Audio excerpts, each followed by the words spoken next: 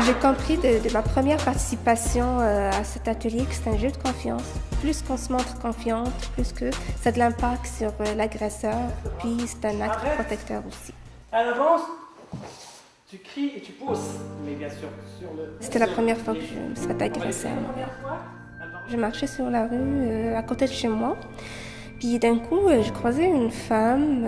Au moment où on s'est croisés, il m'a donné un coup, puis je suis retournée la regarder, puis c'est là où il m'a sauté dessus, puis il m'a graffiné le visage en marmonnant. C'est de la violence gratuite.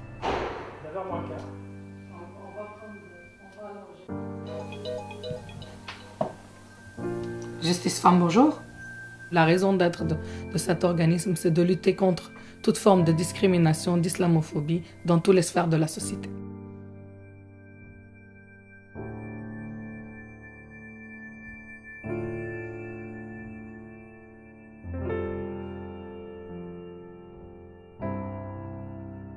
Du crachat à l'insulte, le moindre des choses, c'est terroriste, retourne dans ton pays, jusqu'à l'agression pour carrément enlever le voile de la personne.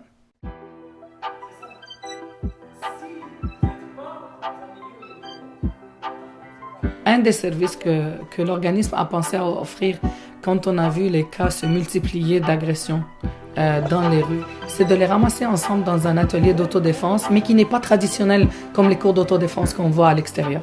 Premièrement, le but était de briser le silence et briser l'isolement et de créer une synergie de groupe et de créer une confiance, et ça a fonctionné. Pour commencer, j'aimerais qu'on fasse un tour du cercle pour que chacune se présente et dire pourquoi qu'elle est ici. Et après, on va s'échanger sur nos vécus.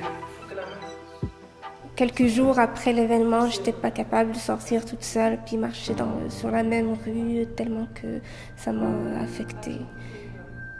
Je vis avec la frustration, la peine, la peur aussi. Ça a de l'impact, que ce soit par une agression physique ou verbale ou même par un regard. Ne pensez jamais. Et dans ces ateliers-là, tu découvres plus de cas et que les personnes gardent le silence. Et elles souffrent en silence.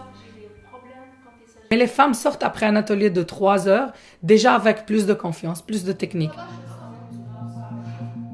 C'est pas l'atelier en tant que tel qui va faire son travail. Le gouvernement doit prendre des positions pour faire des motions contre l'islamophobie aussi.